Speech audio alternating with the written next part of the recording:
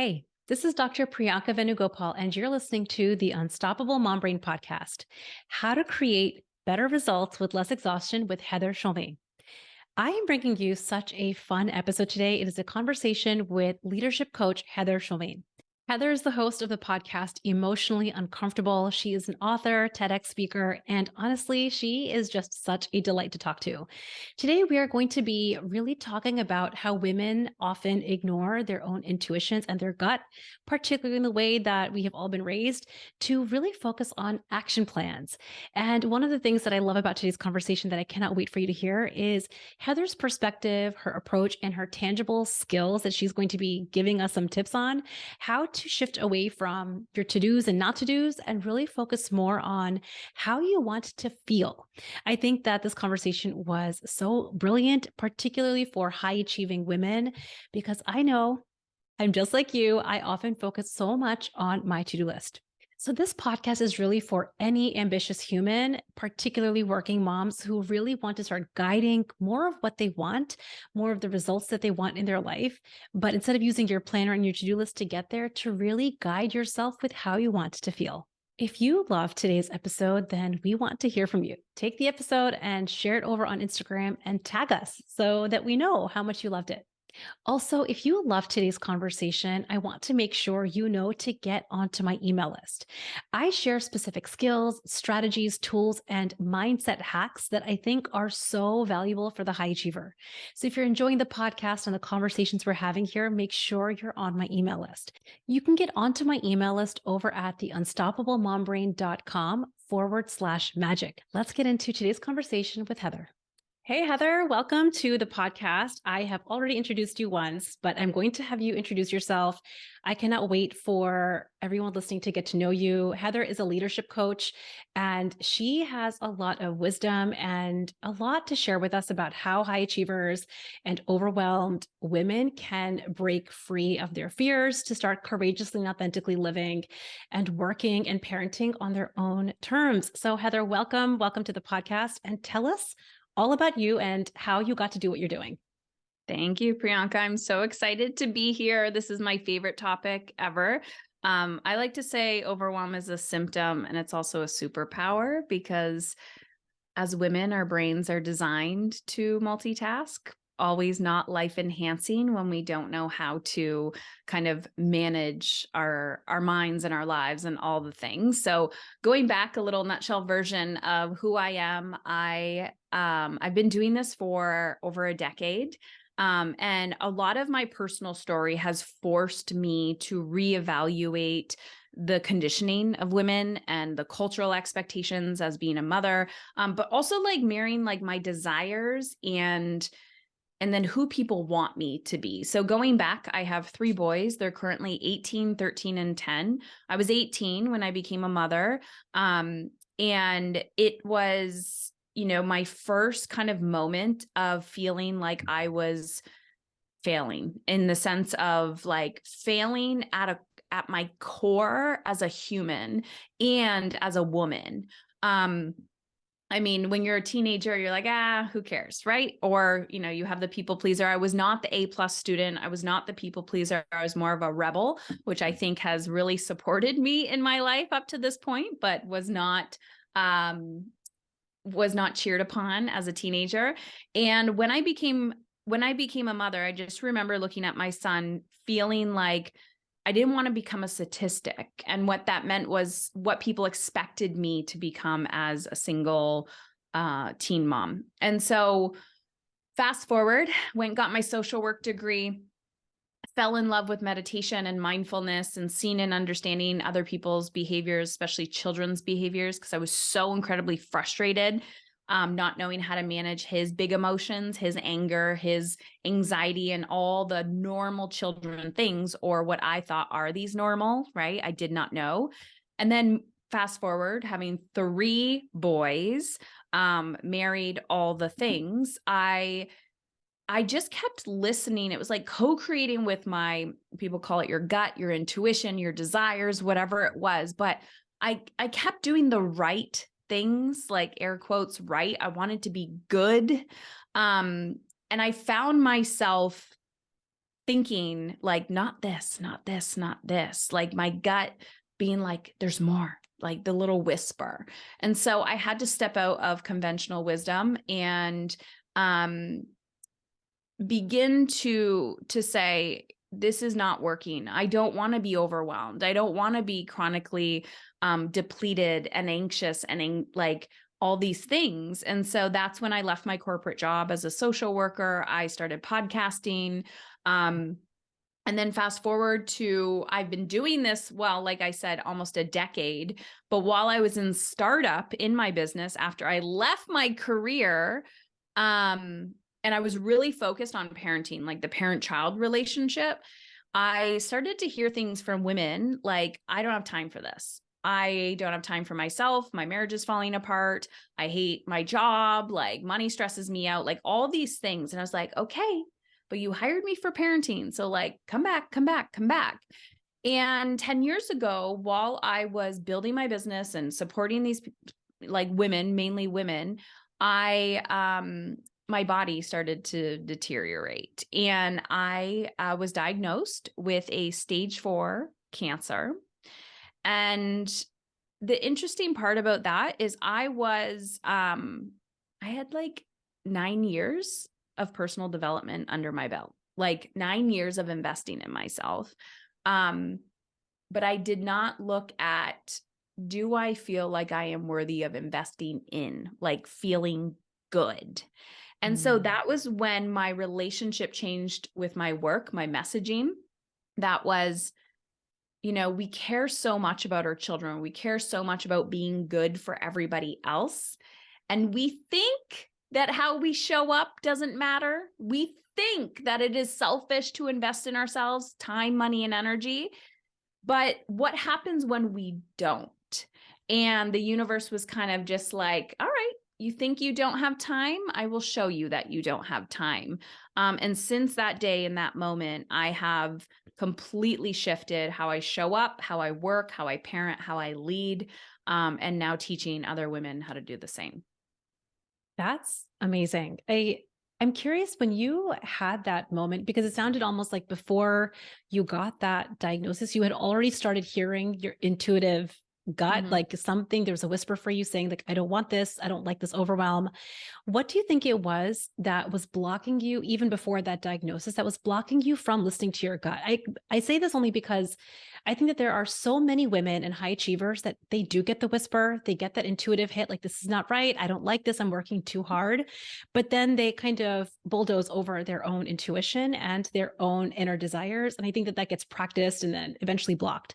So what do you think it was that was blocking you from listening to that intuitive hit? And then, of course, I know that I understand that your diagnosis probably propelled it forward. What do you think it was for you? Giving myself permission to feel good, like get permission. It was just permission. I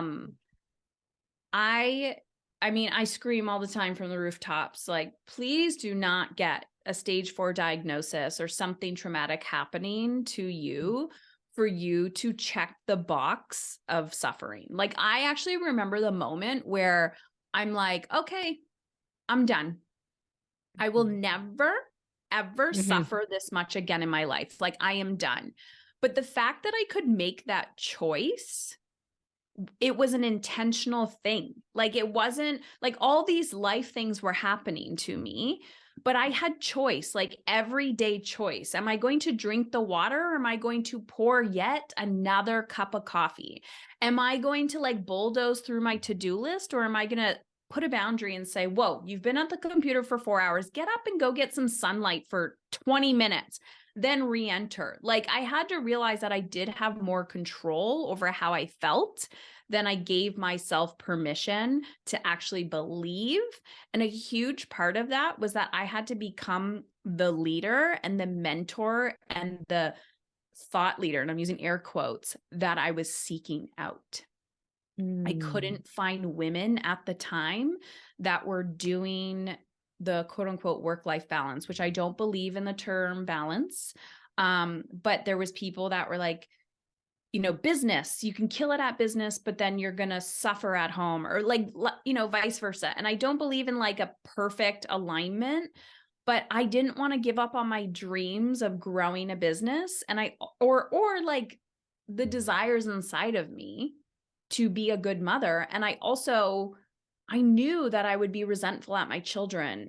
I just knew intuitively. So it was really about permission. But it's very uncomfortable to realize like you're leading a new path, and you're going to be judged for that.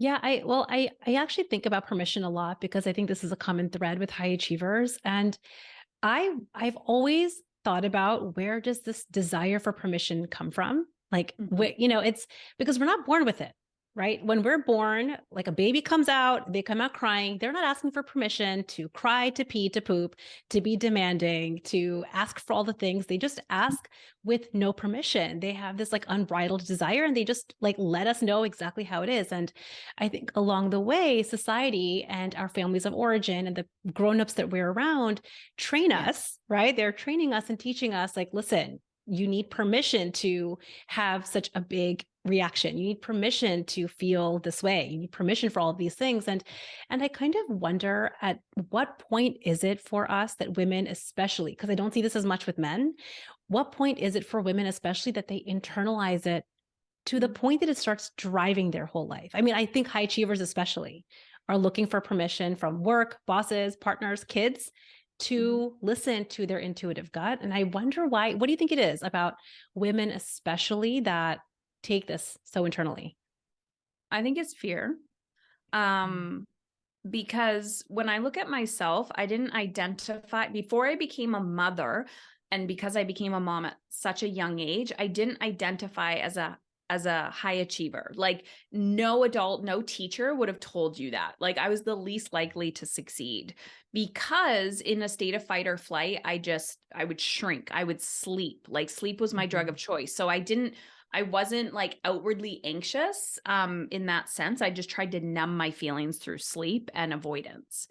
And so the high achieving actually came from a drive of like failing as a mother and Mm. then having to overcome and being the responsible one for other people. So as I went into adulthood, the permission seeking is interesting though, because I had such a I'm just gonna say I identify as a rebel. So I never had an issue of um being like, but why do you do that? Or just questioning, right? People tell me what to do, I'm gonna do the opposite.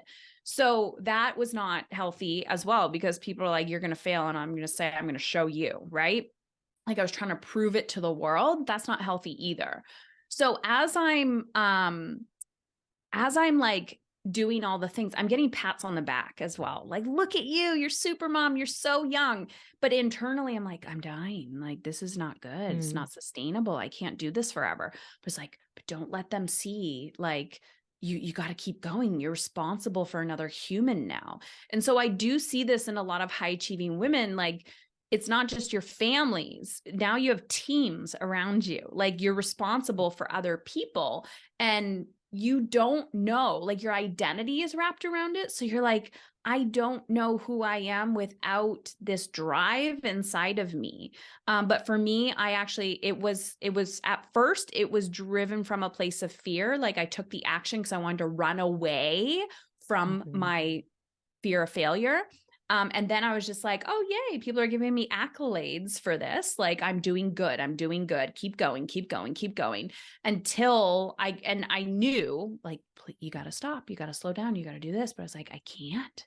And I remember being like harshly judged by family and friends for the way that I decided to do things. Like, because I was so young, when I became a mom, I wanted to go away. Like, to what normal people would do in their 20s. Like I wanted to explore the world. And I remember being judged for that, like from my own family. And I'm like, but there's a part of me that like really needs this. And I can tell if I don't do it, I'm going to be resentful at my child. And I can't do that either. But I see this all the time with my clients at the top. when they're like ambitious, they're like, I can't slow down because everything will crumble. And I'm like, is that Yes. true? Like they're driven Yeah. by fear. It's this fear of this false evidence that appears real. And once Yeah. I get them to feel that fear, like the actual feeling, which is why my podcast is called Emotionally Uncomfortable, because it's like, sit in it. Oh my gosh, everything didn't crumble. And I was like, no. But when we don't know how to manage the fear, that's why we overachieve and burn out. I, first of all, love that you call yourself a rebel because I call myself a recovering people pleaser. And so here we are. It's like two ends of the spectrum, right? So for Mm. me, growing up, if like an adult figure was like, go do this, I was like, okay, got it, done, check, And I think it's so fascinating that on either end of the spectrum, whether you identify as a rebel or you identify as a people pleaser, this is something that will infiltrate into your lived experience. And I wonder, I think a lot of what you were just talking about, where when you get to the top and you're considering challenging some norm, a rule, you're worried about it all crumbling down. One of the big themes that I find, I'm curious what your experience is with this, is the idea of always it always not being enough. Either I'm Yeah. not doing enough or being enough.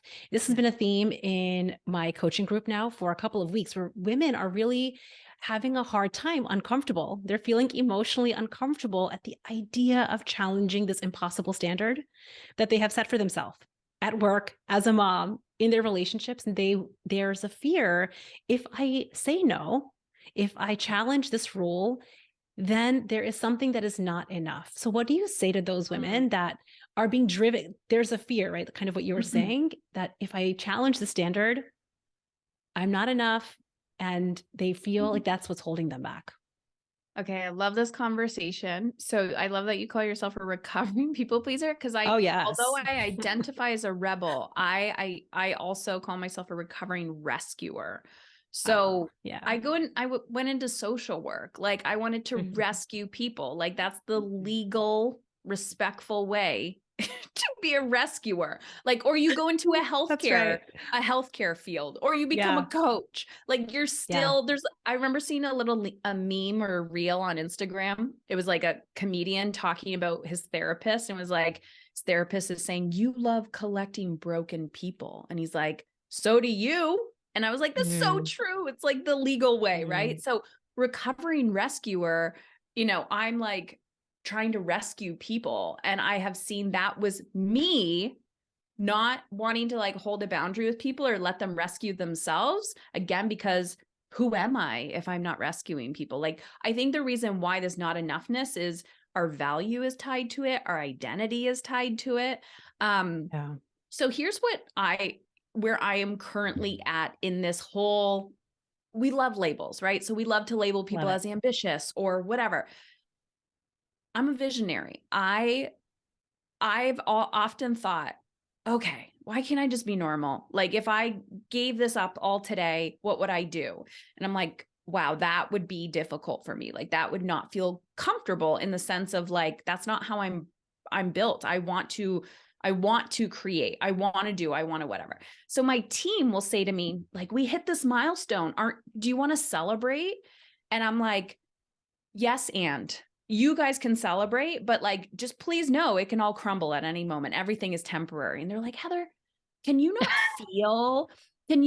feel, like Uh, celebration? And I'm like, I mhm. get neutral and numb about it. I Mhm. have had to come to accept that in the personal development space, we love to, like label people as wrong and bad. Okay. And I'm like, Mhm. is it bad or wrong that I'm not like, yay, yay, yay. I'm like, and let's go next, next, next.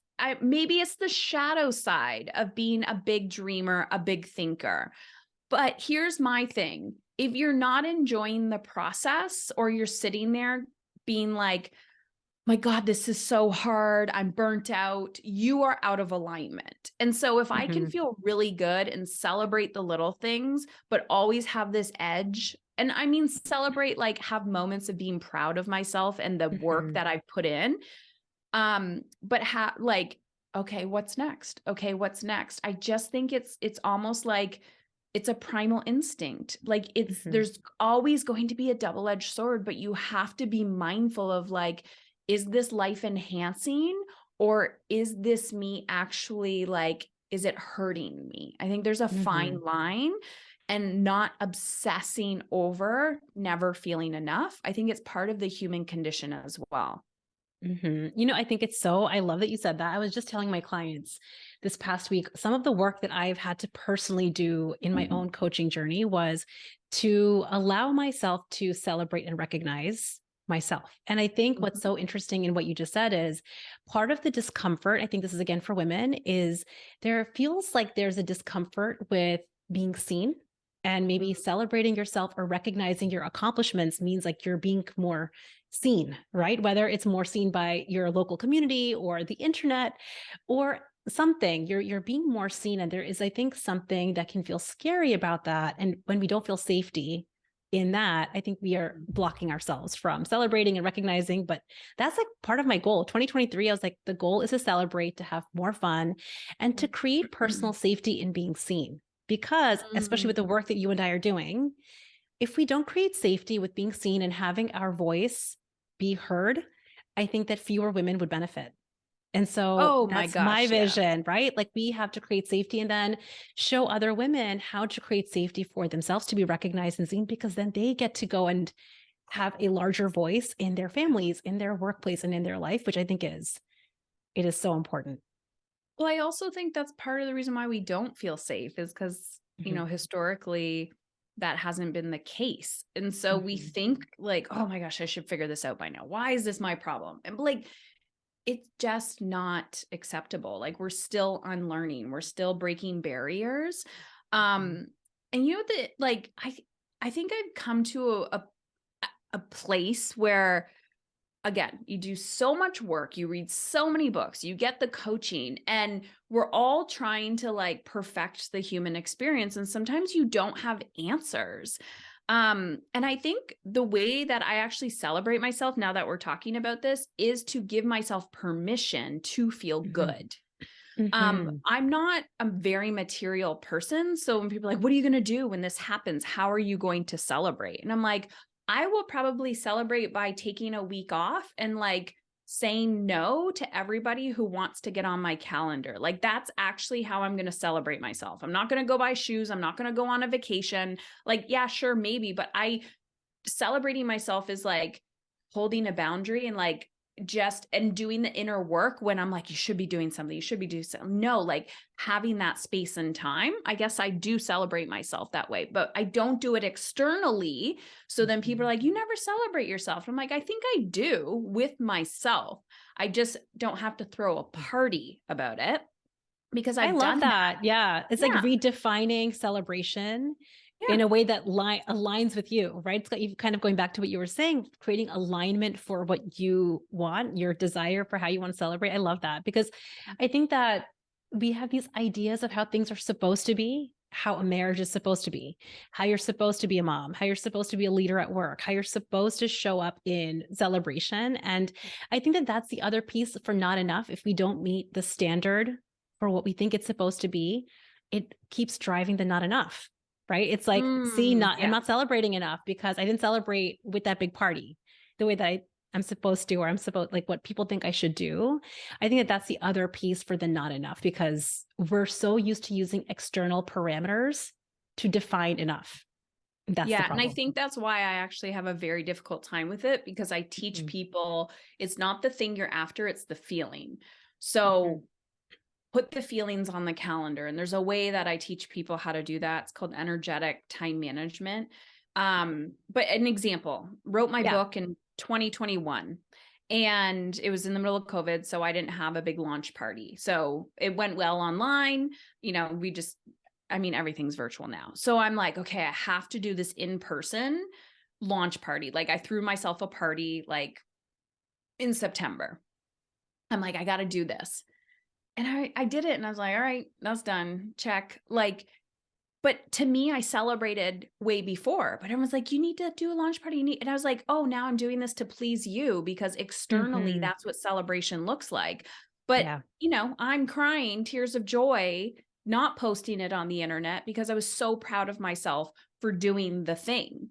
Right. And this more that we're after, like Yeah. enoughness, like what is it? There's a difference between I don't feel worthy and I don't Mhm. feel, and then you have to challenge yourself, right? Like Mhm. I tell this to women all the time. If they're in business, I'm like, well, no wonder why you're at capacity and burning out. Like you're undercharging, or you need to Mhm. like, well, I could never do that. I could not. Mhm. Why? And then you get Mhm. to it and they're like, well, I don't think I'm worthy of that value. And I'm like, why are you making it about you? And I'm like, there's so much in there. So it's like, redefine what enoughness is. Is it you're not enough because you have so much life left to live inside of you and you have big dreams? So you kind of have this download of the next 50 years of your life. So you're like, okay, we're going to get there. We're going to get there. Or is it like the not enoughness because you actually don't feel worthy of receiving anything?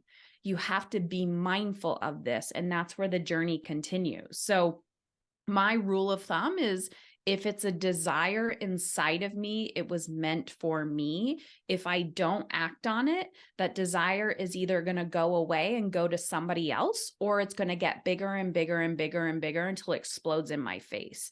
So I need to Mm. act on it at some point. That not enoughness will always be there. Mhm. But also this like, my husband says to me all the time, you're so humble or whatever. And I'm like, I just don't care. Once you've achieved a external goal of hitting a revenue goal, writing a book, doing the things, you think something magical is going to happen. And you get there and you're like, this is it. Nothing's Oh, changed. every So single all time of I've that hit changes. any mile marker, this is the part that I want. I mean, for anyone listening, you will resonate with this. Anytime you hit a mile marker, you get there, it feels good for a minute, and then you're like, what's the next thing? Right? It's like I got through medical school. I thought once I graduate medical school, I'm set and good. And then it was like, oh nope, we have residency. And then after residency, it's like it's there's the shifting sand. It's like the line keeps moving and moving and moving. And I think that that's why when we use that external standard to define enoughness, we're going to always feel not enough. And it's like 100%. one of my core principles, one of the intentions that I have on this podcast and for anyone that ever works with me is how do we really start having an internal validation point for ourselves? We know what our own inner desires are. We know what our own inner ambitions are. What if we could see the outside world, see the standards that are placed around us, but use our own internal validation to define enoughness? Because otherwise we're going to keep chasing the impossible standard. And rather than challenging the standard, which is what I want high achievers to do, we question ourselves. And it's like the worst way because you're going to keep chasing, which doesn't feel good at all. Yeah.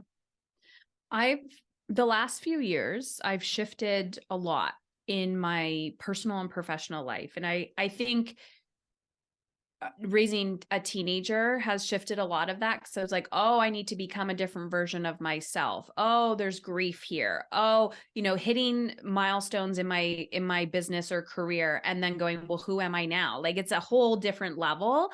And it's been fascinating to watch where people will like, oh, do you want to do this? Oh, this person, they've achieved this. And I was like, I don't care. I don't care. It's all about a feeling, all about Mm-hmm. a feeling. But there are some mind games where you're like, is this external or is this internal? And I tell people all Right. the time, I'm like, it's not the thing you're after, it's the feeling. So you want to lose the weight. How do you want to Mm-hmm. feel when you lose the weight? You want to feel Mm-hmm. lighter. You want to feel Mm-hmm. energized. Then you need to create that feeling today, not someday. Right. Right. Oh, that's so good. I'm wondering because one of the things that you mentioned was energetics and then your calendar. Mhm, How does because I'm a big calendar person. I'm like, again, so I'm a recovering people pleaser. I'm also a recovering planner. I used to be mhm, the person that would like have every color marker and highlighter. I mean, four different mhm, kinds of planners and apps. And I loved planning because it just felt like if I planned more, that means I'm going to produce more. It means I'm going to be more productive. And it's mhm. literally not the way it works. So when you said that, my ears perked up. So tell us, what is energetics and planning and how does that Mhm. work?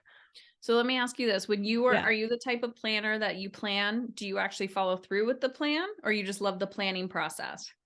So my old self used to make all the plans and not follow through on the plans. Mhm. And now when I plan, I follow through. That's been like that's been a long journey to get there, but I was someone Yeah. that would make the plan and then feel like, ooh, that was really like I've accomplished a lot, but not Mhm. actually accomplish anything afterwards and then just make a new plan. So every Yes. Monday we're making brand new plans and throwing away old plans. Yeah. It's like a form Yeah, of perfectionism. It's a form of like absolutely. the plan without the action. So I tell Mm, people, I'm like, great. What's the action that you're taking? They're like, well, I'm not taking any action. Like, that's why you're not getting the result. But the yeah. second you start taking the action is where the feeling comes in, right? The Hmm. resistance, the not enoughness, all of that. So Hmm. I I like planning ish, kind of. I Hmm. go in seasons of loving it, not loving it. I think because now I've conditioned myself that like creating a plan doesn't create transformation. It's Hmm. just like 10% of the whole bigger picture.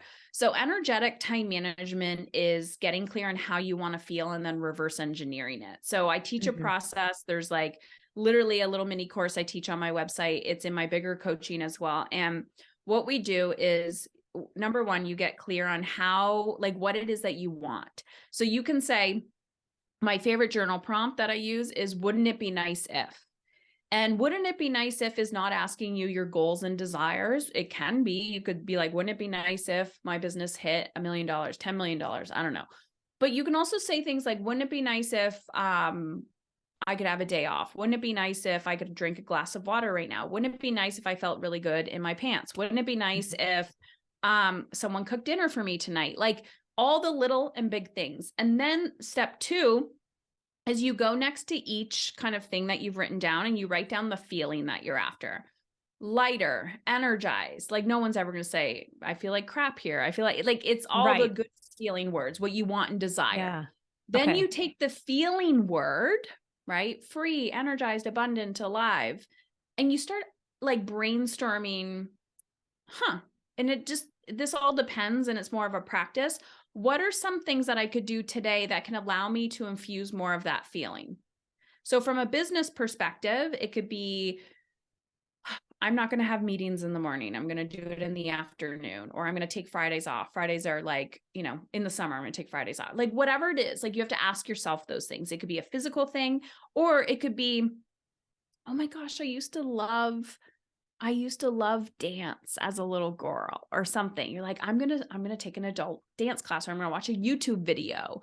Um, for me, for the longest time, I had to physically put food on my calendar and have an alarm because I would bust through my day. I wouldn't eat. And then at the end of the day, I would be exhausted and it was causing burnout because I was like a Ferrari trying to make things happen during the day. And then I was exhausted. So I had to learn how to fuel myself. Right. And so I had to learn how to live in alignment with how I wanted to feel. So I started putting these things on my calendar.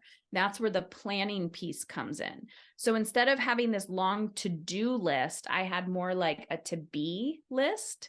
And I started Mm. putting those things on my calendar first and then putting the things around it, like my to-do list around it. And now it's the way that I think. So I'm always thinking, how do I want to feel? How do I want to feel? How do I want to feel? And Mm. I'm always aligning with that. And so an example of this is not just about the physical calendar, that's the planning piece, but now this translates into business models. Now this translates into relationships. Okay, I have to have a conversation with my child. I want to feel connected to them. What are the words that I can use? What's the energy I can bring instead of, persecuting and blaming and shaming? And if that does happen, because I yelled and I'm human, can I go back and say, you know what? I'm really sorry, Mhm. and own my stuff. So I'm always thinking, how can I feel? Where I think the average person doesn't ask themselves that. I think they're like, how much Absolutely. can I get done?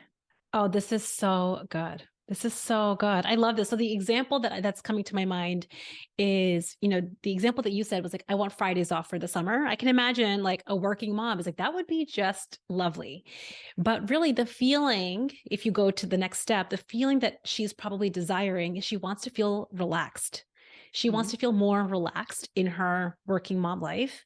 And so what you're saying is instead of trying to just focus on getting Fridays off, to use that feeling of relaxed as her internal compass, Mhm. and then brainstorm what are all of the things that she could do now, today, to feel more relaxed, and put those things on her calendar so that she starts to feel more relaxed now. And then she gets Fridays off or not. It's like not even Yes. really the point. It's the point is that she's creating feeling relaxed. Is that Yes. Yes. I love that. And what we think we need versus what we actually need are two different things. So, when we're coaching people, people come in and be like, I need to do this or I need to do that. And I'm like, well, if you knew how to solve your problem, you would have solved it by now. So it's not just because you're not following through. You don't Yeah. actually know what you're doing. That's why we have professionals. So I often see this when women come in and they're like, my child needs to, my partner needs to, I just need to make this much money. I just need to leave my job. That's a big one. Yeah. I just need to leave Yeah. my job. And most of the time, I'm like, first of all, if you leave your job, what are you going to do? Oh, I'm going to start a business. Starting a business is not easy. It's not as easy as everyone makes it look like online. Mhm. It's a different identity. You still got to work. You still have to Yeah. show up.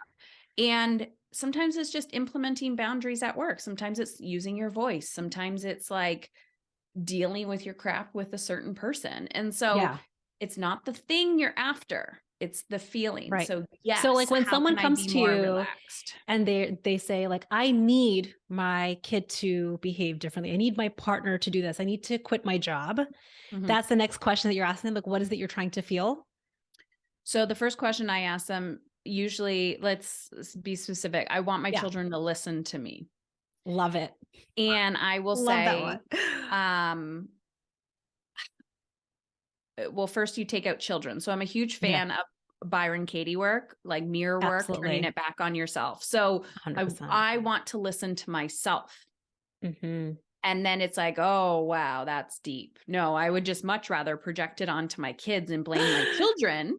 I want to Right. listen to myself. Like that's a big Mhm. thing of like, well, how do I listen to myself? I don't know how to listen to myself, right? Because we're so Mhm. used to meeting everybody else's needs.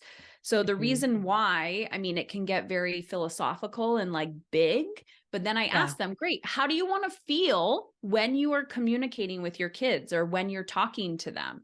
Well, I want to feel connected and I don't want to yell. Okay, cool. Then why are you yelling? Well, I'm yelling because I'm overstimulated and my body is in fight or flight. Why? Because I'm neglecting my needs and I'm Right. not paying attention to what I need because I'm living in a chronic state of fight or flight. So it's like, Right. Yeah. great. So you have to be proactive instead of reactive. So these Hmm. people are in your life showing you where you need to grow. I remember Absolutely. early days. So this I learned previous to my diagnosis, like 10 years ago. And then after my diagnosis, I was like, it's go time. Like, I need to become this, I need to master this skill. But some of it was like, I've never experienced that before in my life. Like when you tell people, like people will say, I want to feel energized. I want to feel relaxed. Okay, great. Tell me when you lived a relaxed life. They're like, well, I've always been a little anxious or, stressed Mhm. out. Well, this was, or they'll say previous to children or previous to this, I was relaxed. Well, you're not going to get rid of your family. You have to learn how to like live in your body now.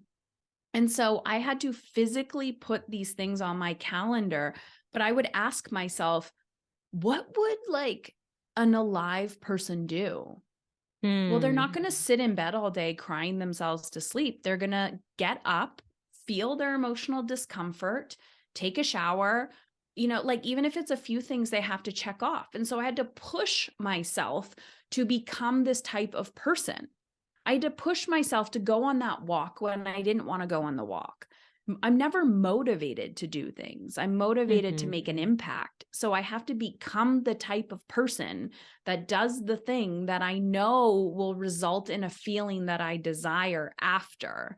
But it's all of that excuses and stories that we tell ourselves that is the strongest form of resistance, and that's actually what we're working through on the daily. So I look at Hmm. my kids and I'm like, why won't you listen to me? I'm not listening to myself and I'm Hmm. not listening to my kids. not Right, just right. It's yelling both at ways. Like them. we want Yeah. it's I think for me, because a lot of my own work was around my son and me wanting him to listen to me wanting him to be different than he was. And I think what was the most biggest breath of relief for me was this piece. Yeah. Like, oh, I want him to listen to me because I want to be heard. I want Yeah. to feel heard. And I'm like, oh, here I had no idea that I had not been listening to myself. I had not been hearing myself. And I've been putting it on this like little, he was like 3.5 at the time. And I'm like, okay, then we've been putting a lot of pressure on a 3.5-year-old to listen to me rather than like me doing the heavy lifting. And I love that your podcast is called Emotionally Uncomfortable Unstable. because Someone asked me I'm not that. unstable. They're like, is it say unstable? I'm like, no, emotionally Emotionally uncomfortable. uncomfortable. I love that because what you're saying is we put in how we want to feel as our compass, right? As our, like, that's the way that I want to feel. But tell me if this is kind of what you're saying. You have to be willing to feel uncomfortable in the moment to be able to create that too. It's like you want to create relax now, but it's uncomfortable. You're going to be challenging like your familiar patterns to create that. So like, what do you think about like that dichotomy of challenging your like old patterns, doing the uncomfortable thing now to feel the way you want to feel now? So the funny thing is my podcast used to be called Mom is in Control. Mm, And people found me because they're like, parenting control. Like they wanted to feel in yeah. control. That is not a feeling. Yeah. Control is not a feeling. I'll ask Yeah. people all the time, how do you want to feel? They're like, in control. I'm like, Yeah. that is not a feeling. That is a Yeah. masculine state of being, like controlling something else. And as I kept talking over and over and over again, I'm like, why does everybody keep saying they want joy and abundance and freedom and energy, but they will not feel their fear or their guilt or their shame? Like, not even for 10 seconds. They avoid it. Yeah. Like, it's just like, come Yeah. on. Oh, Yeah. well, I can't do that because that would make me feel guilty. Oh, I can't do that. Mm. That's too scary for me. That's a big risk. Like, I just told you to like do a 5-second video on Instagram. Like, why do you think you're going to die? Like, Mm. pay attention to this. Why are we allowing our feelings to control us so big? It's self-awareness, right? So Absolutely. Yeah. yes, there's that moment. If I want to, I don't know, there's so many things I could choose from, but like examples, something so silly. I have all these things I need to get done today. I also need slash Mhm. desire to go to the Yeah. gym. Yeah. Going to the gym there's resistance around it for me, but I feel Yeah. amazing when I'm done. That is Yeah. not my comfort zone at all. For some it Yeah. is. So I could sit here in my comfort zone and bust through all these things. So I have to now do the inner coaching to be like, okay, I need to have boundaries and be like, okay, work for an hour and then you're going to the gym. Just get to the gym and then you can come back to this. I have to have boundaries. I have to feel my feelings in order to do that, to get to where I want to go. And people are constantly like, well, Heather, I'm doing the thing and I feel resistance. I feel scared. I feel this. And I'm like, yeah. Also, I like to use the mason jar as an example. I Hmm. usually have one on Hmm. my desk. Let's pretend this mason jar is full of like black coffee. It's dark. Okay. Black coffee representing fear and guilt inside of you. You're full of fear. You're full of guilt. If I want joy and ease and abundance, I have to start pouring that into my cup. Like, let's pretend it's water. I probably need to pour, I should do this as a scientific experiment, like I'm teaching Yeah, I know. kindergartners, like 10 times more water to get rid of all of the coffee till eventually this actually becomes fully clear, right? Right. So I need to pour way more into my cup. And then eventually I'm like, oh, okay, the relaxation is here, the ease is here. The second you do Hmm. something that you think is going to relax you, everything you've been avoiding is going to bubble to the surface. So you Hmm. just have to keep at it, keep at it, keep at it until one day you're like, oh, I actually feel a little more relaxed, but you will not feel that way at first. Yeah, I love that. And it kind of almost reminds me a little bit of like retraining your nervous system Yes. and rewiring your brain. I think, and this is a lot of what I do with my clients. We talk about how do you rewire your brain? How do you change old habits? It's exactly this, right? We have to start taking new action, but it has to come from a new feeling. right? That's the key. We can't just bulldoze with another action plan. I know. Ask me how I know, because I've tried. I've tried every action plan. Every plan cannot rewire our behaviors or our brain. We have to come from a new feeling, which I love, because then you retrain your nervous system and you get to receive more and have more, which is, I think, what women really want, which I love, which is so good. So Heather, there was one thing when your team reached out to me about doing this podcast, I was thinking about what it is that my audience, which again is like high achieving women, working moms, I think about what they want, what they need, what they really desire. And a lot of it is what we've been talking about today, which is rewiring and energetics and this whole thing of really retraining our nervous system. But I think what a lot of my audience loves is practical strategies and practical steps and tools. So I love that you shared your 3 steps for the energetics around how to change your calendar. The other thing that I thought I loved was the 10-minute habit. I was super intrigued by that. Can you tell us, what is the 10-minute habit? How do we incorporate this into our life? Yes. So this was inspired by James Clear, The Atomic Habits. Yes. I love surrounding myself with science-minded people. And the ones that I trust, I'm like, great, you do the research, but I am not a science geek. Like, I'm not going to do the science. So I'm like, all right, I trust you. Let's do that. And I watch how people are like, okay, yes, they're the person. The book Atomic Habits, go read it. It's like the science of creating transformation and change. And James Clear talks about this 2-minute rule, like break everything down to 2 minutes, right? You want to go to the gym, just put your shoes on, like day 1. Day 2, get in the car. Day 3, shoes on, get in the car. You might drive to the gym and then turn around, go home. Like the breaking it down to basics. So I'm like, how can I take this concept and marry it with my energetic time management process, which is like managing the energy, not your time, based on like what you desire. So we went through the process. You've discovered that your feeling is relaxed.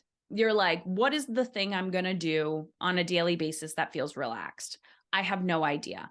Let's pretend you're like, I'm going to go for a 10-minute walk in the middle of my day. And that actually makes you uncomfortable. Okay. So it needs to be emotionally uncomfortable. So you're like, oh, wow, no, I could never do that. I just need to plow through my day. So if it makes you uncomfortable, you know you're headed in the right direction. You do it for 10 minutes every single day, like religiously. If you're like, oh, that's my comfort zone, then you have to pick something that is an edge for you. It depends on how your brain is wired. Some people love to do those things as avoidance strategies. Some people will not do them. So it doesn't have to be 10 minutes of meditation. It could be anything. You're like, oh, I'd love to sit and read a book, but that makes me emotionally uncomfortable. Then whatever it is, you're doing it for 10 minutes a day. And at the end of the day, you're done. So for me, with the whole workout thing, although it was longer than 10 minutes, my goal at the beginning was just to get to the gym. If I couldn't get to the gym, I had to work out in my garage for 10 minutes, and that was it.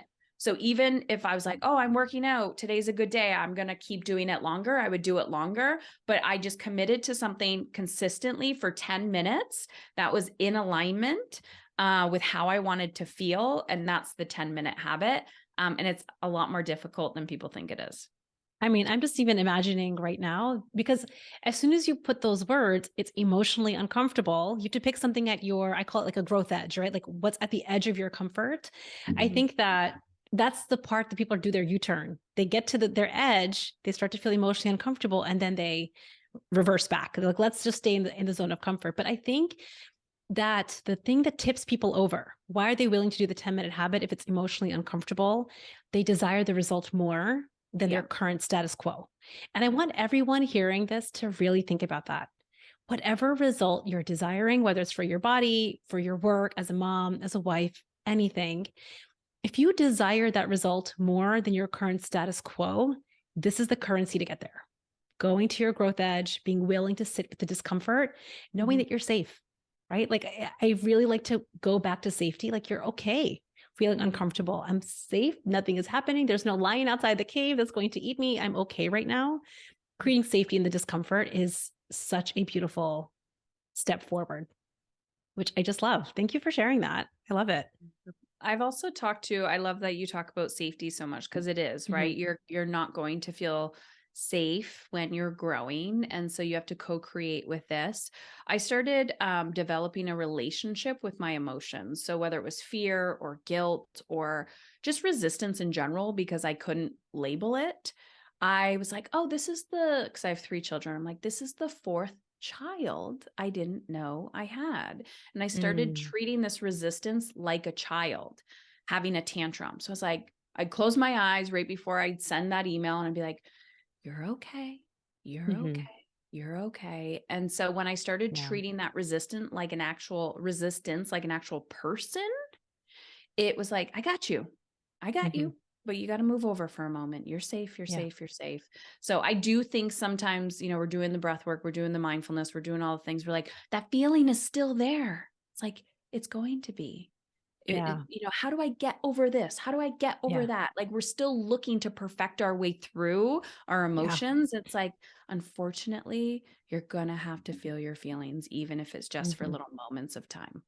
Yeah, it's the example that's coming to my mind is like, but I did all the right parenting techniques and strategies, and my kid is still acting up. Like, I thought this was supposed to fix something. And it actually speaks back to even this idea of people thinking that they need to fix themselves and other people when in fact there's nothing ever to fix. It's actually, we just need to recognize who we are as humans, Mhm. and that there is going to be the good with the uncomfortable. And that's like that's just the real nature of how it is. There's nothing to actually fix when we're uncomfortable, which Yeah. I just love. So And good, Heather. Yeah, go ahead. I was going to say that's such a juicy like statement. And I've Yeah. started to surround myself with people who are like, thank you for sharing. I Mhm. greatly dislike when I'm in the presence of people and I'm having a human experience. And I'm like, I just need to be heard right now. And they're like, thank you for sharing. Do you need anything from me? I'm like, no, just hear me. I dislike when I'm expressing or letting something out and they're like, well, do this, take this. Da, da, da. And I'm like, oh, you're trying to fix me. I Mhm. don't want to be fixed right now. So it's Mhm. such a good reminder that as women, we don't need to know the answer all the time. We just need to be able to hold space as well. And it's also just a good reminder that we don't like to be like, we don't like that feeling of needing to be fixed either. Here No. we like, I think this happens often. I know because again, I've done it. We think if only the kid, the partner, the job, the boss, the colleague, the friend were different, then we would get to feel a certain way. And I think what we're talking about is nobody wants to try to be fixed. We don't either. Right. And so, No. what would it look like to embark on self improvement without that as like the lens that we come into it with? It's just, I'm going to go to my growth edge and I'm going to bust past it. I'm not fixing anything. I'm Mhm. growing. I think, Yeah. it's such a different perspective, which I just think feels better. 100%. And people know that when you're in a relationship with them. They're like, Mhm. don't stop trying to fix me. It's like, oh, Yes. yes. Yeah. It's like, oh, yeah, I needed that reminder. Yeah. So good. Heather, it was so good having you on the podcast today and sharing everything with us. Tell all of the lovely listeners how they can find you and learn more about you. Yes. So, podcast, Emotionally Uncomfortable. I hang out there a lot. I also have 2 other private podcasts that branch off of this. One's on parenting and one is on business. I also have like the ETM process that we talked about. I break it, it's a little mini course. I break it down into 5 steps for you, workbook, all the things. You can check that out at Heather Chauvin, CHAUVIN.com/free gifts with an S. And all resources are there, where to find me, all the things. We're going to put, if you didn't write all of that down, we'll put the links in the show notes so that people can just directly come and click the link and they will be sent to all of your amazing resources. Thank you so much, Heather. Yeah, God, this has been amazing. Thank you. Bye.